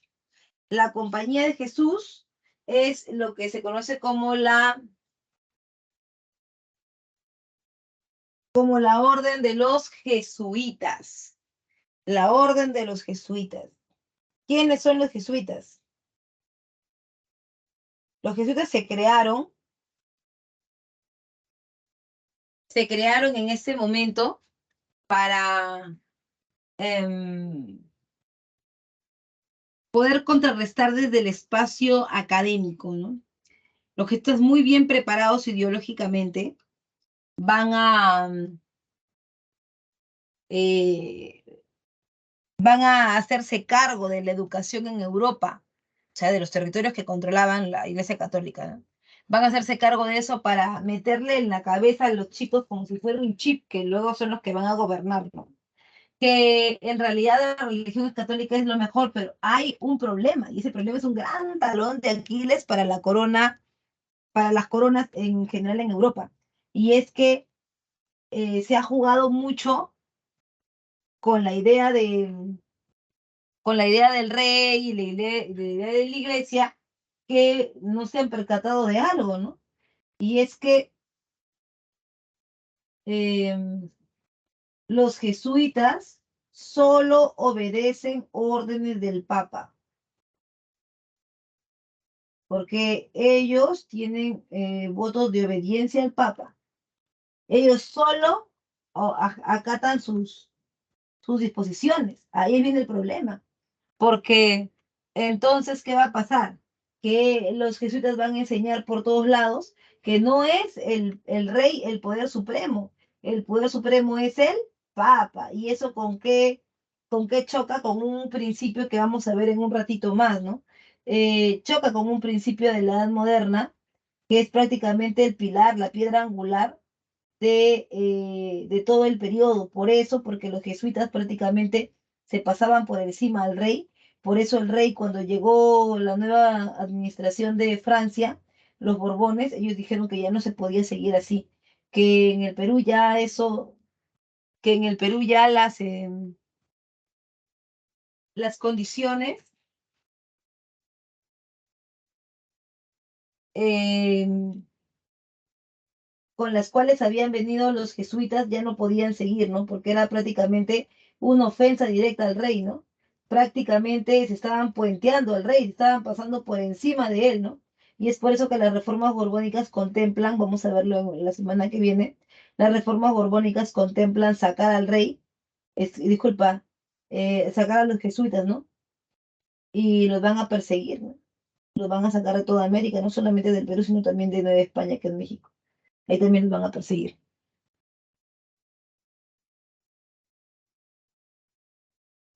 En características tienen una intensa labor educativa y evangelizadora, por supuesto. Son grandes administradores también.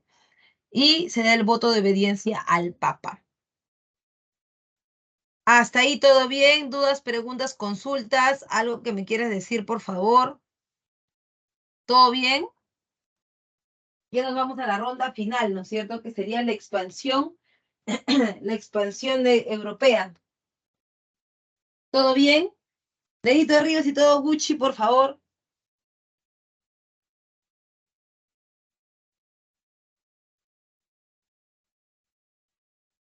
Yala. No hay consultas, creo. No hay dudas. ¿No? ¿Ni una sola? ¿Todo te quedó claro?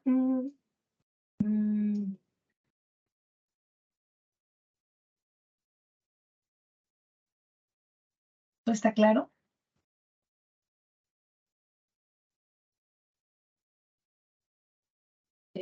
Bueno, vamos bien, dice ya. Nos vamos ahora entonces a entender el tipo de gobierno que se está viviendo en esos precisos momentos en Europa. Ya vamos a ver ahora ese tipo de gobierno.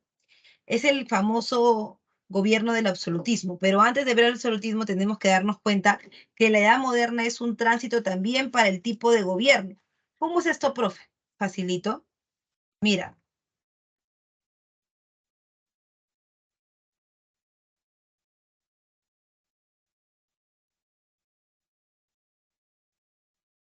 mira, hay que tomar en cuenta unos detallitos.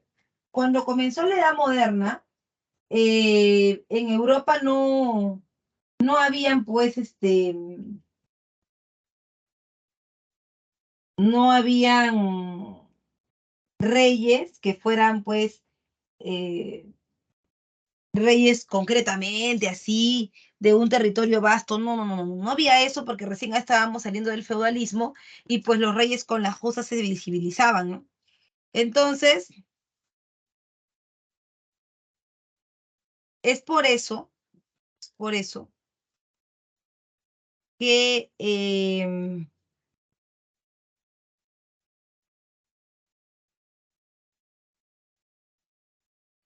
que los que la corona, vamos a ver, es por eso que las coronas eran pequeñas. Entonces, al ser las coronas pequeñas,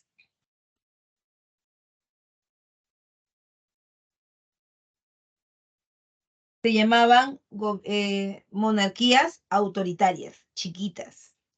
Eran pequeñas, locales, ¿no? Tranquilas, no pasaban nada. Ellas vivieron este proceso de la toma de Constantinopla. Y entre ellas estaba España, ¿no? España, como tú sabes, nunca fue España, nunca fue la corona española, eran las o los reinos de España, eran varios, ¿no? Navarra, Aragón, Castilla, eran varios, pero cuando los turcos invadieron la península, ellos ya no podían seguir así, porque si seguían así, al toque nomás los iban a dar vueltas, ¿sí o no? Por eso decidieron unirse, pero hay varias formas para lograrlo. La primera forma de lograrlo la primera forma de lograrlo es a través de las guerras. Pero olvídate, pues tú te vas a ir a la guerra para un periodo como este, cuando están invadiendo de ti también, y pucha, pues olvídate. Ahí nomás quedas, porque ellos vienen a pegarte y tú en guerra, todo desordenado, ahí nomás te mueres. Pero la otra opción era a través de alianzas matrimoniales. ¿Cómo hacían esas matrimoniales, profe? O sea, que se casen entre los reyes, ¿no? Para que así la alianza de dos reinos pueda ser más fuerte que la de los demás y crear un solo reino compacto. Muy bien, eso hicieron los reyes en España, ¿no? Fernando de Aragón e Isabel de Castilla se casaron. Pero tú dirás, no, profe, pero qué chistoso, pues. Así, o sea, que si ellos se casan, yo también me caso, profe. Yo también me caso, y entonces ya, pues ya también tengo poder. Ah, tienes mucha razón, eres muy astuto, ¿no? Esto también podría ser que otro diga, entonces yo también me caso. ¿Qué es lo que legitima a los reyes de Castilla y Aragón, ¿no? Sobre los demás? ¿Qué es lo que ha hecho que estos reyes puedan ser ahora los reyes de todo el territorio? Ah, ya. Eso lo ha hecho la Iglesia Católica. La Iglesia Católica le ha dicho, oye, ¿sabes qué? Nadie te va a creer que tú eres el rey ahora solamente porque te has casado. Otros también lo podrían hacer. ¿Y qué hago entonces, Iglesia Católica? No te preocupes. Yo voy a decirle a todo el mundo, yo voy a decirle a todo el mundo que tú que tú has recibido la gracia de Dios. Y por eso ahora dejarán de ser los reyes de Castilla y Aragón y serán los reyes católicos, porque están legitimados por la Iglesia Católica. Muy bien, perfecto. Entonces es por eso que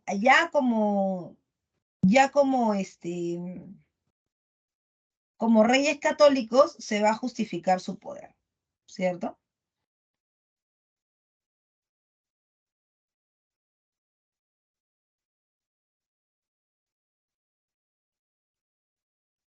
Entonces, ¿cuál es la causa para la expansión europea? ¿Por qué estos reyes que ahora son reyes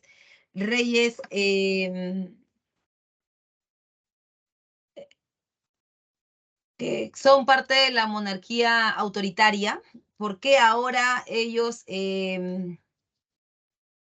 digamos, quieren salir, quieren expandirse? Porque necesitan nuevas rutas de comercio, porque no es que Constantinopla, y escúchame bien, no es que Constantinopla, que es Estambul, o que dice que Estambul, ahora es Estambul, ¿no?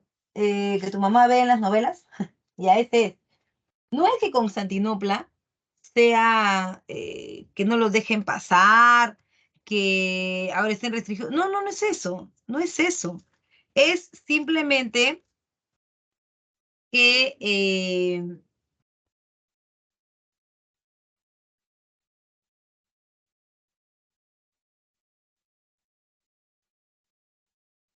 es muy caro pasar por ella. ¿Por qué? Porque los turcos están metidos ahí con una tarifa que prácticamente, como si fuera un peaje, que prácticamente no deja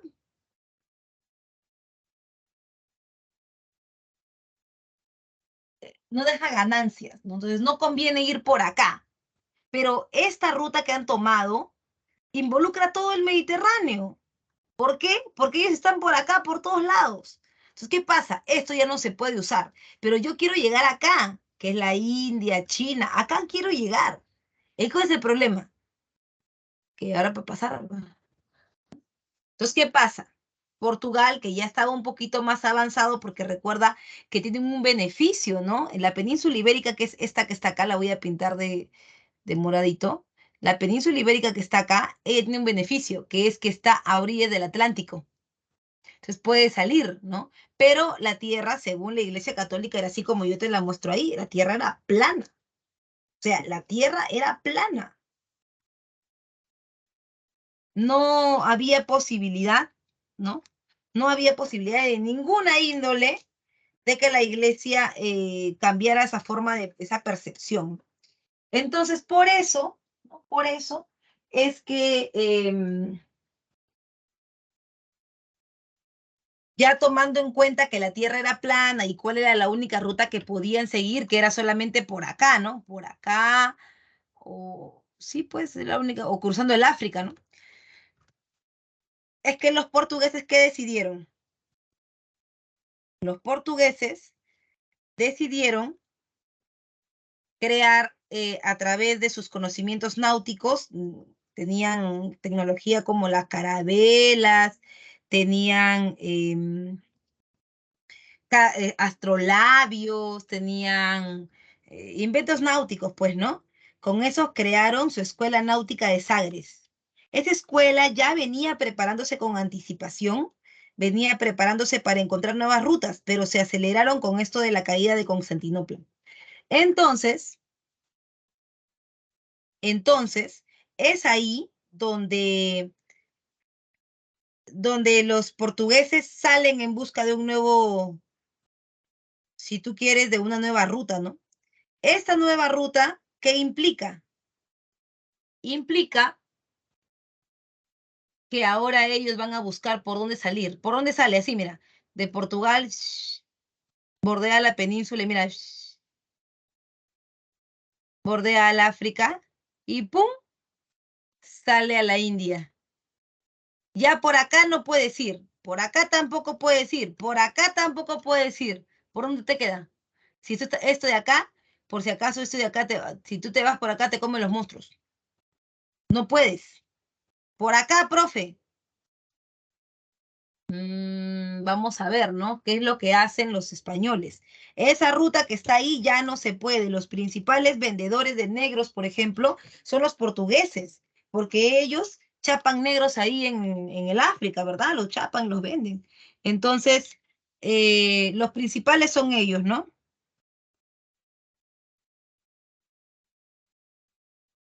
Ahora le tocará a España, no sin antes ver primero cuáles fueron las principales exploraciones de los portugueses. Bartolomé Díaz, por ejemplo, llega al Cabo de las Tormentas. Vasco da Gama llega hasta Calicut, que es la India, por esta nueva ruta de las especias, ¿no? Y Pedro Álvarez Cabral llega hasta Brasil, ¿no? Hasta Brasil logra llegar. Ahora bien,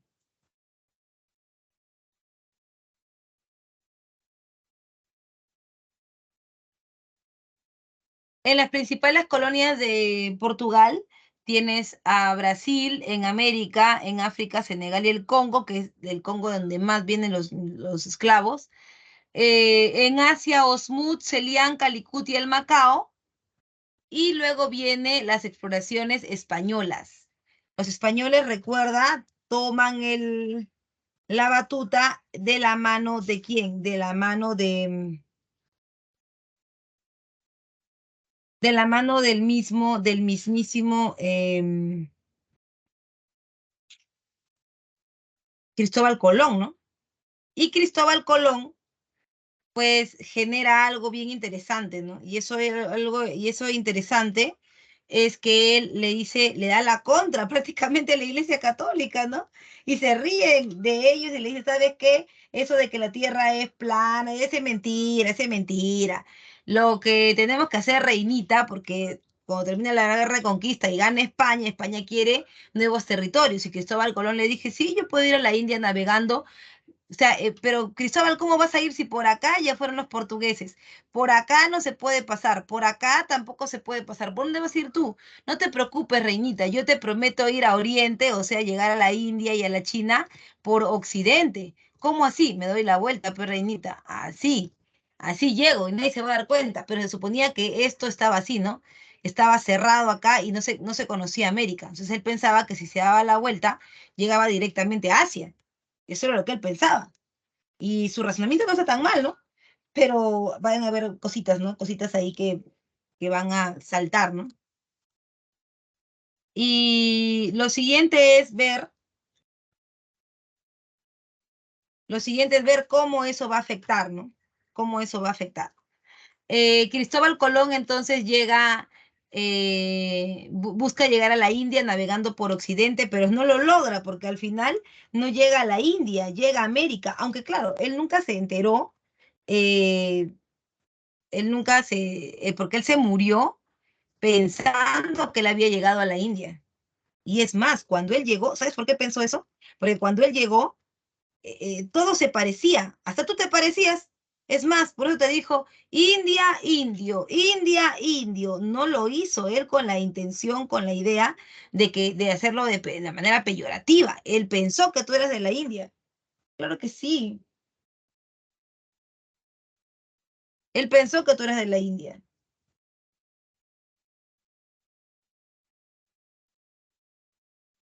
Entonces, por eso es que se pensó haber ya llegado al objetivo, ¿no? Ya. Y para sus viajes, él pidió autorización. Profesor, una pregunta, ¿por qué tendría que pedir autorización este, que las coronas son algo importante? Claro, o sea, como Dios ha elegido a los reyes son los representantes legales de él en la tierra, pues, ¿no? Son sus representantes legales. Entonces, para evitar como que problemas, porque recuerda que la Iglesia Católica no puede meter la mano en nada de lo que tenga que ver de las propiedades, porque tú ya sabes que ahora hay una secularización de los bienes. Como no pueden meter su mano, entonces los reyes son los únicos que pueden dar el permiso. Y es ahí cuando Cristóbal Colón le pide el permiso, que solamente se lo va a dar la reina, ¿no? Porque sabes que el reino estaba, pues, ¿no? El reino estaba y bueno. la reina ahora sería la mejor amiga, pues, de Cristóbal, ¿no?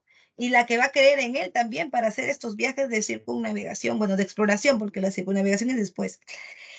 Entonces, Cristóbal Colón llega a América en 1492, él siempre creyendo que había llegado a la India y que no había llegado, o sea, que había llegado a la India, no que había llegado a América, ¿no?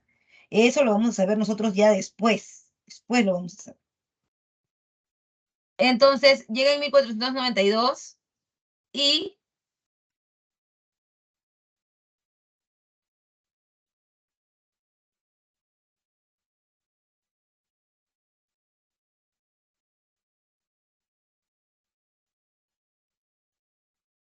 en su primer viaje él sale de Puertos de Palo Noguer y ahí es cuando también se ve la relación de él con la reina, ¿no? Porque la reina le escribe cartas, ¿ah? Ellos se cartean, sí. Y el rey no estaba, por si acaso. Se escriben cartas y él la trata a ella con mucha familiaridad y ella también a él. Parece que se iban bastante bien, ¿no? Y ella le dice, Cristóbal, por favor, cuídate mucho.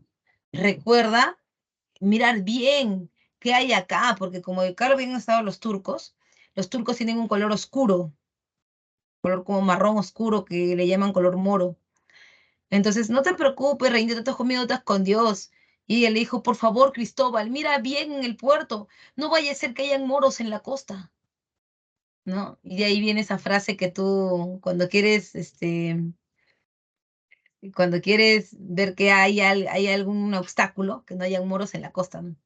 Entonces, él se va y cuando se va, ella pues queda muy triste, muy preocupada por él, se cartean y él le dice a ella, ¿no? No te preocupes por mí, yo voy a regresar. Y un tiempo después, Cristóbal deja de enviarle cartas. Ella preocupada, ella preocupada, recibe después de meses una comunicación de Cristóbal que le dice, Reñita, yo creo que perdóname porque es cierto seguramente lo que decían de mí los curas, que yo estoy loco, que esto no me va a llevar a nada, perdóname, yo pensé que sí era, pero hasta ahora sigo navegando y no encuentro nada. Y él le dijo una frase interesante, ¿no?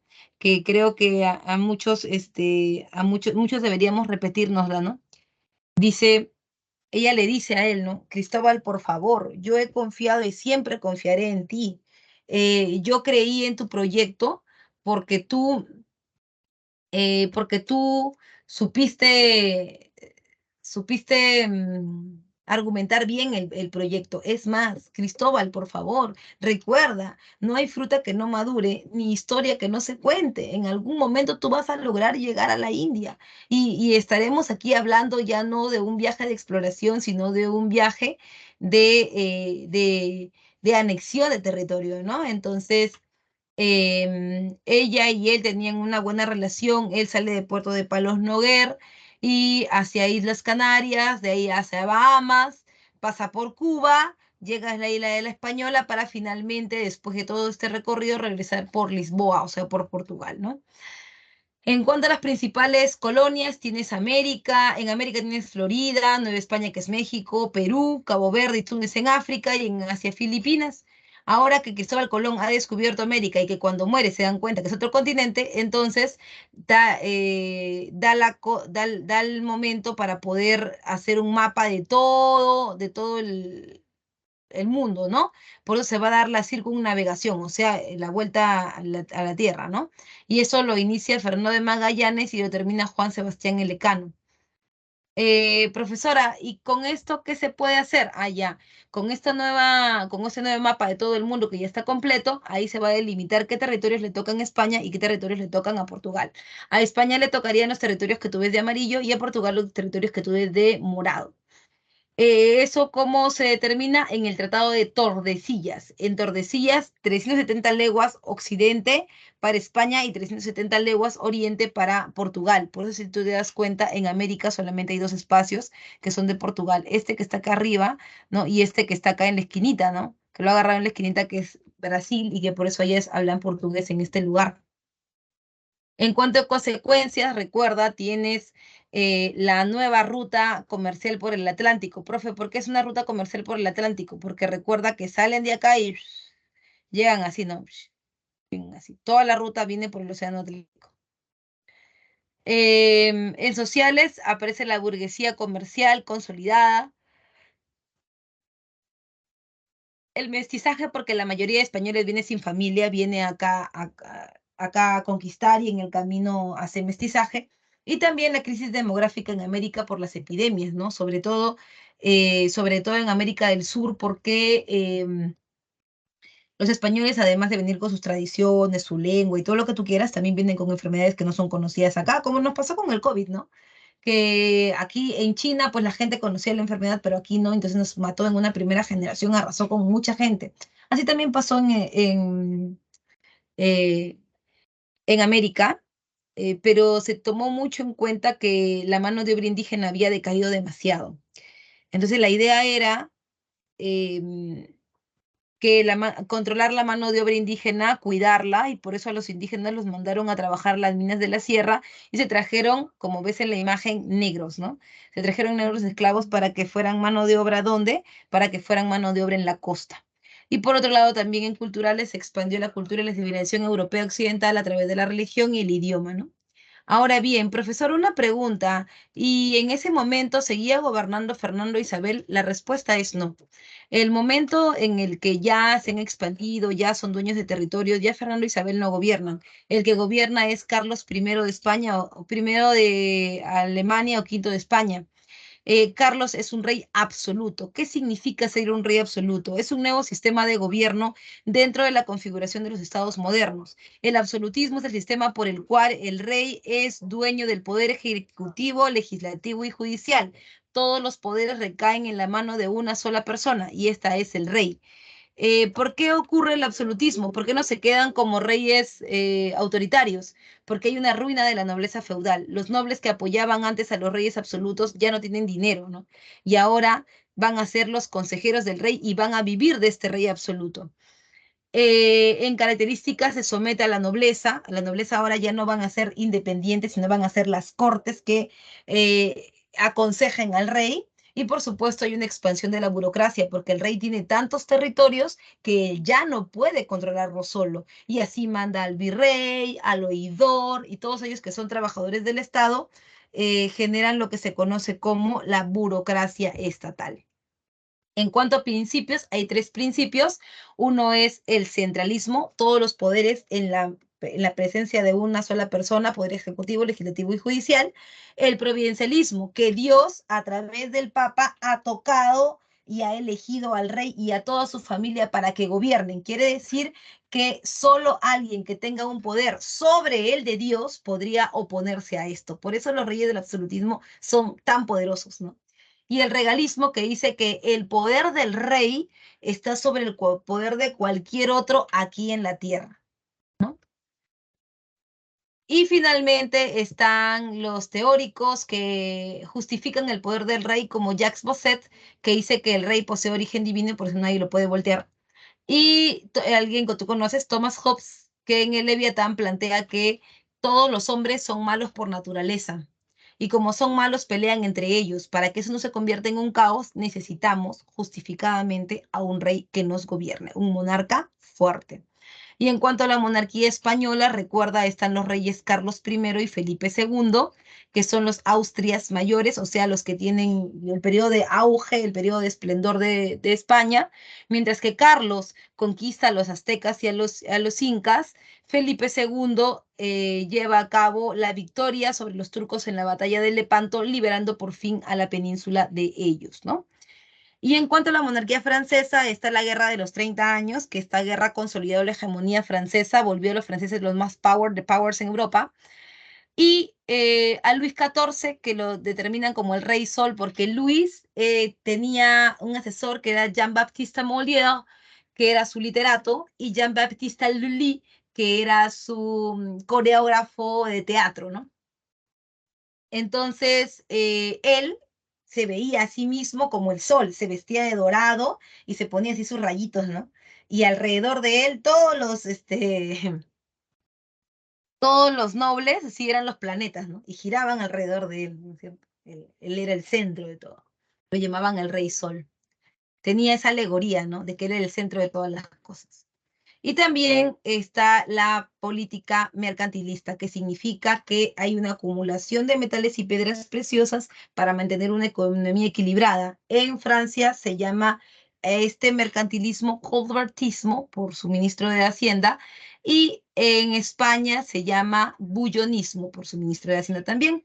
Y se construye también el Palacio de Versalles. ¿Ok? Hasta ahí ha llegado mi separata del día de hoy.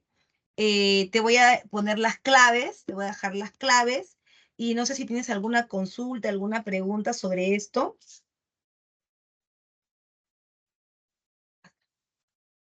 No sé si tienes alguna consulta. Sí, ¿Puedes a ver. poner la diapositiva 15, por favor? Claro, la puedo poner. Espérame un momentito, voy a poner la clave. Dedito. Fernando. Casita. Avioncito. Te dejo las claves, te pongo a ver la diapositiva número 15, que es la línea de tiempo. Aquí está. Están cargando claves, enviando, dice. Qué raro. 1 besito, 2 dedito, 3 casita y... No, a ver. 1 besito, ahí está, ya lo envío. Ok, no siendo más, yo me despido de ti y nos vemos la próxima semana en una nueva aventura de Historia del Perú. No te la puedes perder porque va a estar recontra candente, ya que vamos a ver virreinato, ¿no? Todo el periodo del virreinato de la ocupación española. Y además quiero mandar desde aquí un súper saludo a todos los papis de tu familia, a tu papá, a tu abuelito, a tus tíos, a tus hermanos, si son también papás, ¿ya? Y nada, pórtate bien este fin de semana y come rico. Eso sí es muy, muy importante. ¿Ok? Nos vemos. Chau. Chau. Profesora. Chao, profesora, cuídese mucho. Chao, Chau, chao. Gracias a profe. ustedes. Chao, chao.